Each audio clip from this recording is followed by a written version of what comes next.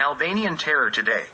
Today, at the time of writing of this book, armed bands like the so-called Kosovo Liberation Army are attempting to complete the ethnic cleansing of Kosovo and Metohija and establish another Albanian state on the territory of Serbia. Contemporary Albanian Kachaks, bandits, differ in nothing from traditional Kachaks. They are murderers, looters, thugs, and highwaymen.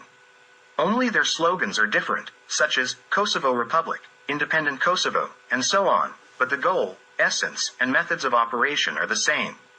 The goal is the complete destruction of the Serbian people in Kosovo and Metohija, the secession of this territory from Serbia, and its annexation to Albania. They openly communicate this illegal goal, seeking unprincipled allies from all sides. The essence of the latest violence is to finalize the genocide against the Serbs, which has been going on for 4 centuries. The method of operation is the same as from the time of oppression under the Turks.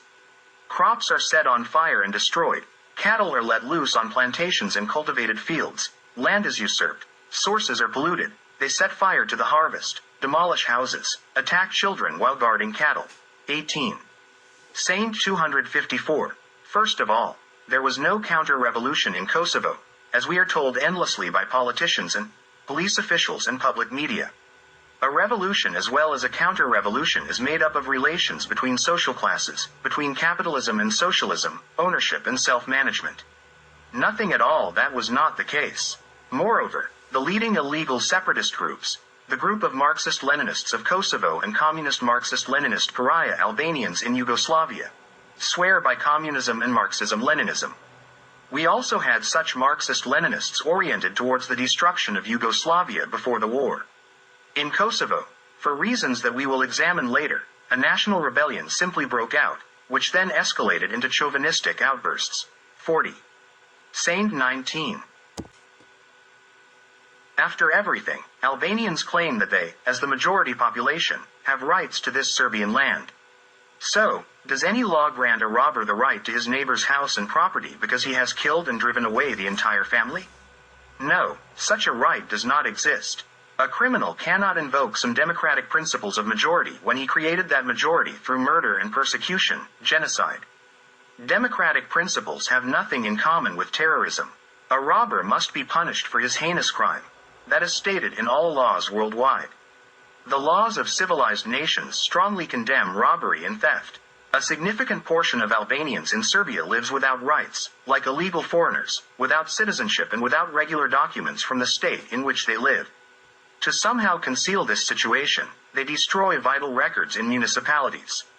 Terrorism, which prevails in Kosovo and Metohija, has developed from within the influential Albanian mafia that strongly lobbies in influential centers of power worldwide, which should not be the direction of development for this civilization in any case. About Albanian private terrorism, I will convey a part of an article by Pavla Djeletovic published in Glas Javnosti on September 10, 2003.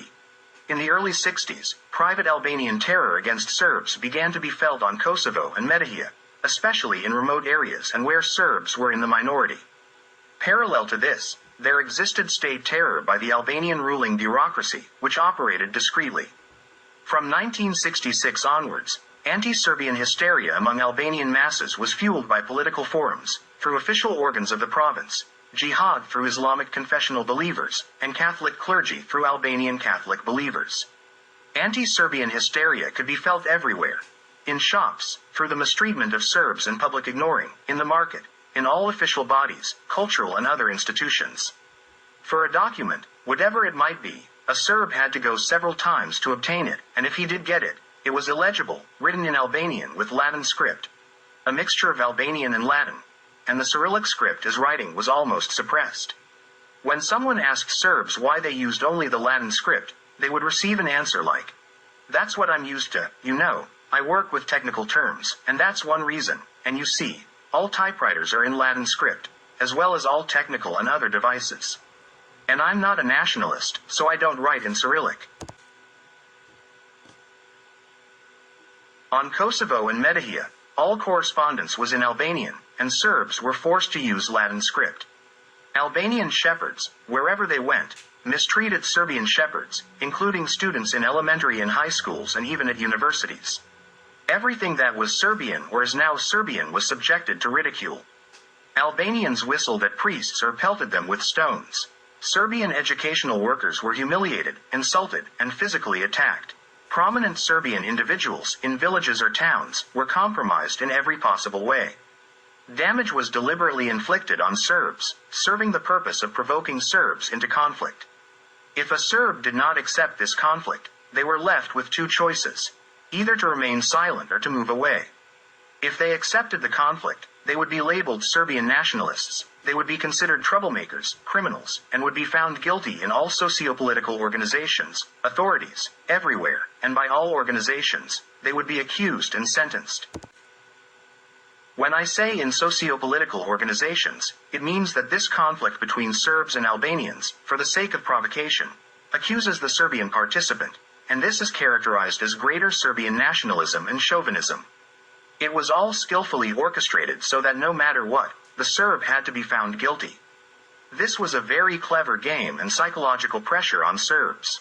Serbian participants in traffic, drivers, were often punished without any reason, while many Albanians drove without a valid driver's license.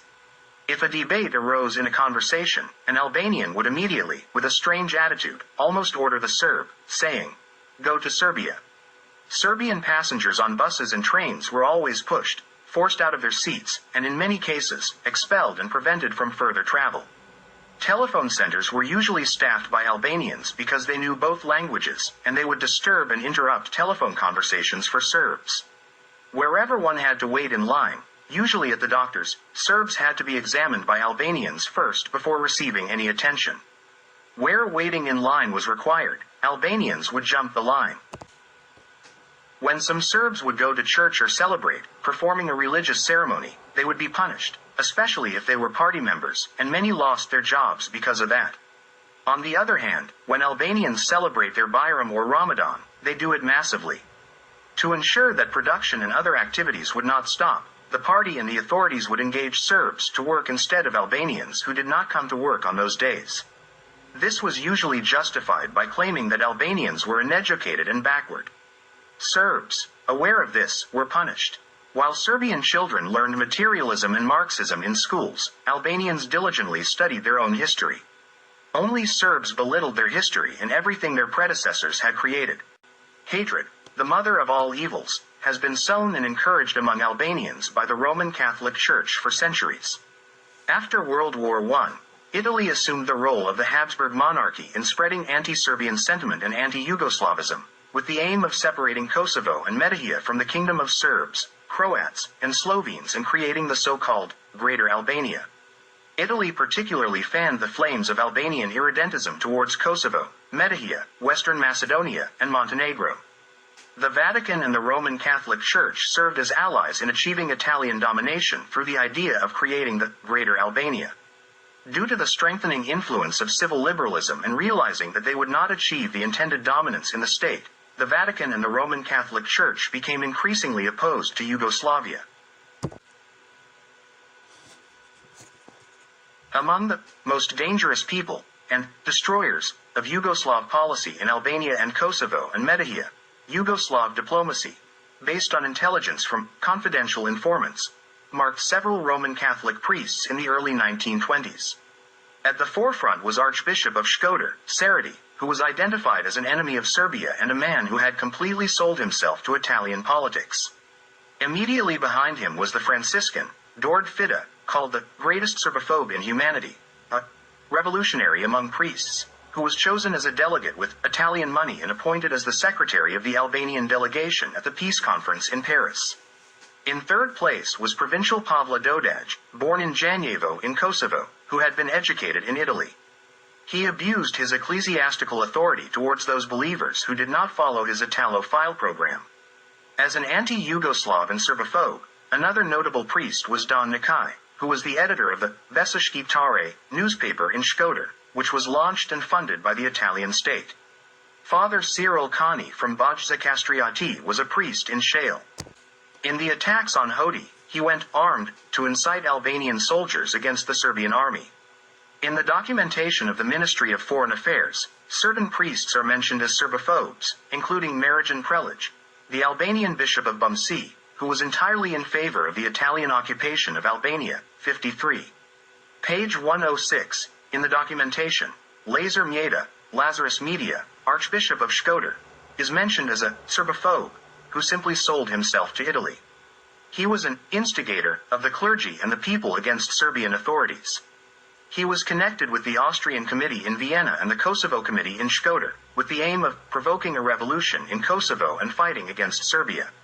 His brother, Andrei Mjeda, a Roman Catholic priest, was chosen as a delegate in Albania by Italian commander Pericone with the task of inciting an uprising in the mountains and among the people in the occupied territory and liberating Kosovo from the Serbs. 53.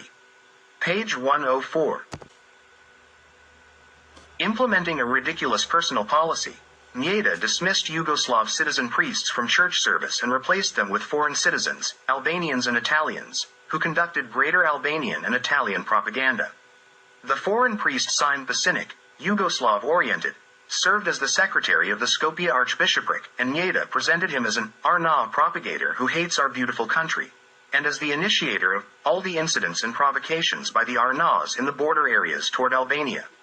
He bears some responsibility for the chaotic situations in these regions since he is constantly in contact with Arna peasants on the border. 53. Page 101. Due to the legal status of churches and religious communities, the Yugoslav state indirectly subsidized the anti-Yugoslav educational work of Albanian Roman Catholic priests by allocating them legally prescribed financial resources. Priests who graduated from Roman Catholic schools in Shkodër largely sympathized with Italy and expressed anti-Serb sentiment through propaganda, claiming that Serbs in the border areas toward Albania were temporary and would eventually have to leave those regions, which would gradually fall under Albania's control. 53. Page 81. In addition to direct collaboration with foreign agencies to strengthen Serbophobia and anti-Yugoslav sentiment, Roman Catholic priests and bishops, of different ethnic backgrounds, carried out intensive missionary activities aimed at Romanizing the population of Kosovo and Metohija. Intensive efforts were made by Roman Catholic clergy to convert Serbs, Orthodox and Islamic faiths, and Kosovo and Metohija Albanians. 53. Page 90. Revisionistic Vienna, in an agreement with the Vatican, continued to work on destabilizing the South Balkans after the First World War.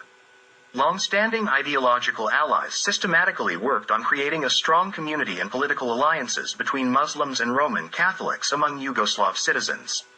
Vienna's propaganda primarily targeted Herzegovina, Bosnia, and the Albanians of Kosovo and Metohija. Albanian Hasan Bey Pristina was in constant contact with Fundner, the chief editor of Vienna's Reich Post. He directed Hasan Bey to work inevitably on bringing Muslims and Roman Catholics in Kosovo, Metohija, and southern Serbia, Macedonia, closer together because he believed it was the only salvation for both sides. In Vienna's Ballplatz, as well as in journalistic, political, and military circles, Mehmed Spahe, the leader of the Yugoslav Muslim Organization, JMO, was considered an exponent of the joint work of Muslims and Roman Catholics to suppress the so-called Serbian domination. The Yugoslav envoy from Vienna identified the priests Korashec and Stjepan Radic as the main initiators of such collaboration on the Roman Catholic side. 53. Page 53.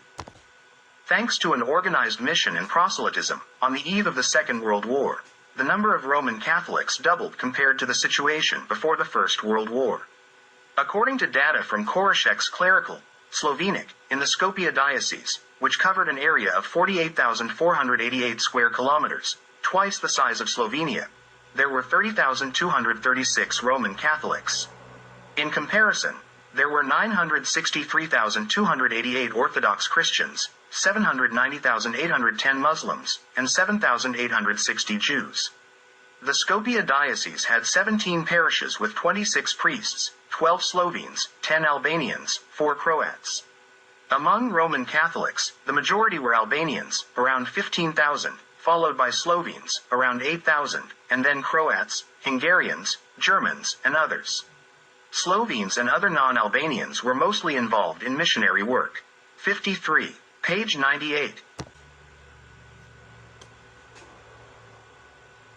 The Bishop of Skopje was a Slovenian, Dr. Ivan Franjo Nidovic, who was a fanatical Serbophobe and was appointed to that position by the Vatican without the consent of Yugoslav authorities.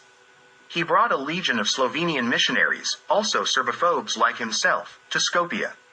With the money provided by Serbia, they undermined the foundations of the Serbian state and Serbian nation. Their chief representative, Father Korosek, held high positions in the state, such as Minister of Internal Affairs and Education. That's why Yugoslavia had to collapse as a state. Every Serb who was forcibly or deceitfully converted to Catholicism was automatically declared a Croat. Thus, the converted population of Janjevo and Lednica in Kosovo, which was Serbian, became Croatian. The only legitimate and historical Catholic Church in Serbia is the Bar Archbishopric, whose head holds the title of the Primate of Serbia. The right to use the Serbian language in the liturgy was approved by Pope Innocent in 1248 and confirmed by Popes Benedict XIV and Pius VI. The Vatican constantly bypassed the Bar Church because it carries a Serbian character, which would make it entirely Albanian today. The current Primate of Serbia is Albanian Zef Gashi. The Vatican is not only fighting against Orthodoxy and the Serbian Orthodox Church as such but also against the Serbian nation as such. Wherever the Vatican Church has gained supremacy in Europe, it has committed genocide against the Serbs. In negotiations with Ilija Gerashinin in 1864, Vatican Secretary of State Cardinal Antonelli demanded that the Roman Catholic Church in Serbia be under the jurisdiction of the Bosnian bishop. Roman Catholics in Montenegro were under the jurisdiction not of the Bar Archbishop but of the Skadar Archbishop.